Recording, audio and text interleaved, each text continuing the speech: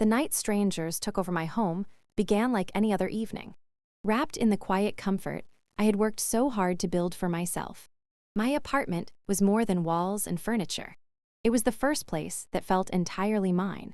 A space shaped by my effort, my sacrifices, and my need for peace.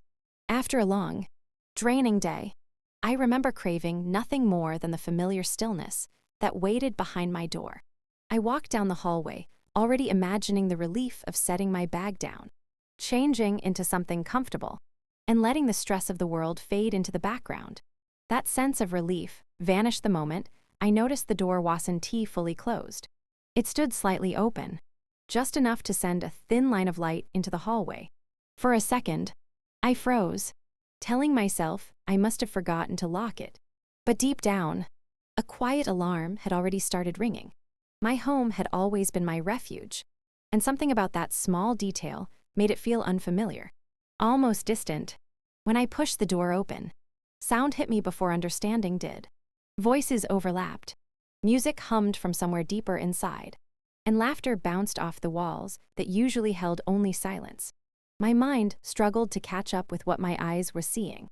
Strangers filled my living room, sitting on my couch, leaning against my kitchen counter, holding drinks like they were at a party they had every right to attend. Someone had kicked off their shoes near my rug. Another person was scrolling on their phone in my favorite chair. It was as if I had stepped into the wrong apartment. Except every photo on the wall, every book on the shelf, every detail said otherwise. For a few seconds, no one noticed me. I just stood there, keys still in my hand, heart pounding in a slow, heavy rhythm. I felt invisible in my own home. Then a man looked up, confusion flashing across his face before turning into irritation. He asked who I was and why I had walked in without knocking. The question was so absurd that it stole the air from my lungs. I told him this was my apartment, my voice steadier than I felt. A woman on the couch laughed lightly and said they had rented the place. The casual way she said it made the situation feel even more unreal, like I had wandered into someone else's story by mistake. As I looked around, small details began to sting. A drink had left a dark ring on my coffee table. One of my kitchen cabinets hung open. A jacket I didn't recognize was tossed over the back of a chair my grandmother had given me. Every object out of place felt like proof that my privacy had been peeled back without my knowledge. The air smelled like alcohol and perfume that wasn't mine. Even the lighting felt different. Too bright, too exposed. What hurt most wasn't just the intrusion, but the way they carried themselves with such comfort, such entitlement. No one looked guilty. No one looked like they had done anything wrong. I was the outsider in the one place that had always made me feel safe. My exhaustion from the day twisted into something sharper, something heavier. This wasn't just a misunderstanding. It was a violation, quiet and complete. Standing there, I realized how fragile a sense of security can be. One unlocked door, one broken boundary, and suddenly the place that held your memories, your quiet moments, your sense of control no longer feels like it belongs to you. That night didn't just change how I looked at my apartment. It changed how I understood trust, safety, and the invisible line that separates the world outside from the one small space we call our own. When family betrayal crosses every boundary, the pain carries a different weight than any other kind of hurt. It is not loud at first. It does not arrive with clear warning signs or dramatic announcements. Instead, it seeps in quietly, disguised as misunderstanding, brushed off as personality differences, or softened under the excuse that family is complicated. You tell yourself to be patient, to be forgiving, to remember shared memories and childhood laughter. But there comes a moment when the line between imperfection and betrayal becomes impossible to ignore. Family is supposed to be the place where you do not have to defend your right to exist. It is where trust is meant to be automatic, where your vulnerabilities are held with care rather than used as leverage. So when someone from that circle chooses to ignore your boundaries, the violation cuts deeper than anything a stranger could do. A stranger does not know your history, your fears, or the soft places in your heart. Family does. That is what makes the betrayal feel so personal, so deliberate, even when they insist it was never meant to hurt you. At first, the boundary crossing can seem small, a private detail shared without permission, a decision made on your behalf without asking, an assumption that your time, your space, or your belongings are theirs to use. Each incident alone might look harmless to an outsider, easy to dismiss as overreacting, but to the person living through it, these moments stack up like quiet reminders that their comfort ranks lower than someone else's convenience. The message becomes clear, even if no one says it out loud. Your limits are optional, your voice negotiable. The emotional confusion is often the hardest part. You are torn between loyalty and self-respect, between the role you have always played in the family and the person you are trying to become. You question yourself constantly. Am I being too sensitive? Is this just how they are? Should I let it go for the sake of peace? That internal debate can last for years, slowly wearing down your confidence until you begin to doubt your own perception of events. Meanwhile, the person crossing the boundary may act surprised when you finally speak up. They may call you dramatic, accuse you of holding grudges, or claim you are creating distance where none existed before. In doing so, they shift the focus away from their actions and onto your reaction. Suddenly, your pain becomes the problem, and their behavior fades into the background. This reversal can make you feel isolated, as if you are the only one who sees what is really happening. What makes family betrayal especially painful is the loss of what you believed was unshakable. It is not just the specific action that hurts, but the realization that the relationship was not built on the mutual respect you thought it was. That realization forces a kind of grieving.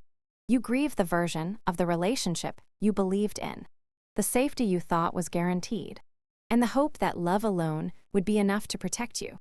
When boundaries are repeatedly ignored, something inside begins to shift. You stop explaining yourself as much. You stop expecting understanding. A quiet distance forms, not out of cruelty, but out of necessity. Protecting your peace becomes more important than preserving an image of closeness that no longer feels real.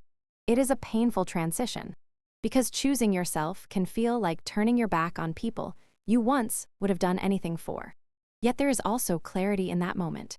You begin to understand that love without respect is not truly love, and that shared blood does not grant unlimited access to your life. Boundaries are not walls meant to punish others. They are lines drawn to protect your well-being. When family betrayal crosses every boundary, you are forced to decide whether you will keep shrinking to fit their comfort, or finally stand still and honor your own limits. My sister secretly rented out my apartment, and the discovery of that betrayal felt like the ground beneath my life had shifted without warning. Home had always meant more to me than a mailing address or a place to sleep. It was the one space I controlled, the one environment where my choices shaped the atmosphere, the order, and the sense of safety I depended on after facing the world each day. To learn that someone I trusted had treated that space like an opportunity instead of a boundary left me stunned in a way I struggled to put into words. At first, the reality didn't fully sink in. The idea was so absurd that my mind kept searching for a more reasonable explanation. Maybe there had been a misunderstanding. Maybe she had only let someone stop by briefly. But as the details unfolded, it became impossible to soften the truth. She had given strangers access to my home, accepted money, and acted as though she had every right to make decisions about a place that did not belong to her. The casualness of it all was what hurt the most. It wasn't desperation or an emergency that drove her actions. It was convenience and entitlement. Every corner of my apartment suddenly felt unfamiliar. The couch where I used to curl up after long days no longer felt like a refuge. The kitchen, where I had cooked quiet dinners and sorted through my thoughts, now carried the memory of unknown hands opening cabinets and touching things that were never meant to be shared. Even the air felt different, as if the privacy I had carefully built had been thinned out, made fragile by her choice. Trust is built in small, ordinary moments over years. It grows in shared conversations, inside jokes, and the unspoken belief that certain lines will never be crossed. when my sister secretly rented out my apartment. She shattered that trust in one sweeping decision. She didn't just misjudge a situation. She decided that my boundaries were flexible, that my ownership could be overridden, and that my consent was optional. That realization changed the way I saw not only her, but the foundation of our relationship. I found myself replaying past memories, searching for signs I might have missed. Had there been other times she ignored my limits? Other moments I dismissed because I didn't want to seem difficult or overly protective. Betrayal has a way of rewriting history, casting old interactions in a harsher light. What once looked like harmless behavior began to feel like a pattern I had been too hopeful to acknowledge. The emotional impact went beyond anger. There was sadness, too, heavy and persistent. I mourned the version of my sister I thought I knew, the one who would have protected my space as fiercely as I did. I grieved the comfort of believing that, no matter what happened outside, family would never be the source of my vulnerability. That illusion, once broken, is difficult to rebuild.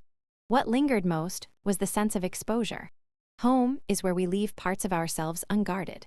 We walk around without armor, trusting that the walls around us hold not just our belongings, but our privacy and dignity. Knowing that strangers had occupied that space because of someone I loved made the violation feel deeply personal. It wasn't just about property. It was about being seen, used, and disregarded without my knowledge. My sister secretly renting out my apartment forced me to confront a painful truth. Closeness does not guarantee respect. Love does not automatically create accountability. Sometimes the people who know us best are also the ones most capable of convincing themselves that our boundaries are negotiable. Coming to terms with that reality was one of the hardest parts of all. From shock to courtroom, the journey of taking back my power did not happen in one dramatic moment. It unfolded slowly, step by step, beginning in a place of disbelief so deep that I could barely think clearly. At first, I was frozen in the aftermath, replaying everything in my mind and wishing I could undo what had already happened. My sense of safety had been shaken, and with it, my confidence in my own ability to protect what mattered to me. I felt small, overwhelmed, and unsure where to begin. Shock has a way of clouding your thoughts. In those early days, I moved through routines automatically, but inside, I was stuck on the same questions. How could this have happened? How did I not see it coming? The betrayal felt personal, but the consequences were practical and immediate. There was damage to repair, missing belongings to account for, and a deep emotional weight that followed me from room to room. I realized that if I stayed in that stunned, helpless state, nothing would change. The situation would remain something that happened to me, instead of something I responded to. The shift began quietly, with small acts of control. I started documenting everything, taking photos, writing down timelines, and saving messages. Each detail I recorded made the situation feel more concrete and less like a nightmare I might wake up from. It was painful to look closely at what had been damaged, but it also gave me a sense of direction. Instead of drowning in emotion, I was gathering facts. Instead of replaying arguments in my head, I was building a record that could not be ignored. Walking into a lawyer's office for the first time was intimidating. I had never imagined I would need legal help over something that started as a family issue. Sitting there, explaining the situation out loud, made it feel real in a different way. Yet with that reality came an unexpected feeling. Relief. For the first time, someone was looking at the situation not through the lens of family loyalty or emotional history, but through the clarity of rights and responsibilities. The focus shifted from drama to accountability. The legal process was not glamorous or quick. It required patience, organization, and a willingness to revisit details I would have preferred to forget. There were forms to review, evidence to submit, and meetings that left me emotionally drained. But with every step, I felt a little steadier. I was no longer just the person who had been wronged. I was someone actively choosing to stand up for myself. The courtroom itself was quieter than I expected, almost ordinary. Yet the weight of the moment settled on me as I sat there. listening to the facts laid out in an orderly, structured way. The chaos that had once felt overwhelming was being translated into clear statements, documented proof, and defined consequences. It was no longer about who could argue louder or twist the story more convincingly.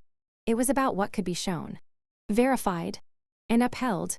Taking back my power did not mean erasing what happened or pretending it did not hurt. It meant refusing to let the violation define me as helpless. It meant choosing action over avoidance, clarity over confusion, and self-respect over silent endurance. By the time the process reached its conclusion, I understood that power is not always loud or dramatic. Sometimes, it looks like paperwork, appointments, and the courage to say, calmly and firmly, that what happened was not acceptable. Choosing self-respect over family loyalty is one of the most painful decisions a person can face, because it forces a confrontation between two deeply rooted needs: the desire to belong and the need to feel safe within yourself. From a young age, many of us are taught that family comes first, that forgiveness should be automatic, and that maintaining harmony is more important than addressing personal hurt. These lessons can be comforting when relationships are healthy, but they become heavy chains when those same relationships begin to erode your sense of worth. At first, the conflict feels like an internal tug of war. You tell yourself that enduring discomfort is part of loving people who are imperfect. You minimize your feelings, convincing yourself that you are being too sensitive or expecting too much. After all, these are the people who share your history, your memories, and often your identity. Walking away, even emotionally, can feel like betraying not only them, but the version of yourself that was shaped within the family. But self-respect has a quiet voice that does not disappear. It speaks up in moments when you feel dismissed, manipulated, or taken for granted. It shows itself in the tightness in your chest after another conversation where your boundaries were ignored. It lingers in the exhaustion that comes from constantly explaining why your needs matter. Over time, ignoring that voice becomes harder than facing the truth it carries. You begin to realize that loyalty without mutual respect is not devotion. It is self-abandonment.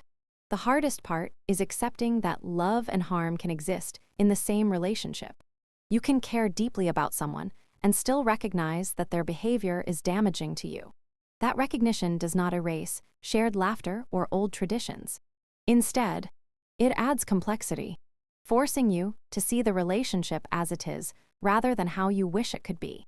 Choosing self-respect means allowing yourself to hold both truths at once. You love them, and you cannot continue to let them hurt you. There is often guilt attached to this decision. You may worry about being seen as cold, ungrateful, or dramatic. Other family members might pressure you to let it go for the sake of peace, implying that your boundaries are the real source of conflict. This can make you question yourself again, pulling you back into the familiar pattern of shrinking your needs to keep others comfortable. Yet every time you override your own limits, a small part of you feels more invisible. Choosing self-respect is not about revenge or punishment.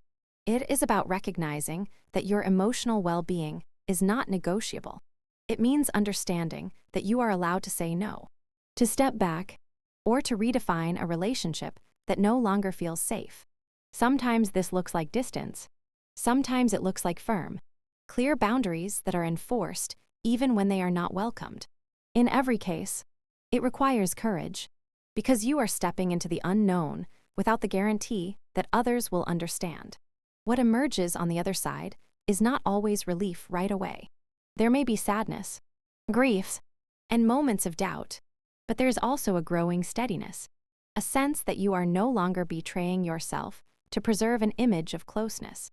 You begin to build relationships with others and with yourself that are rooted in mutual care rather than obligation.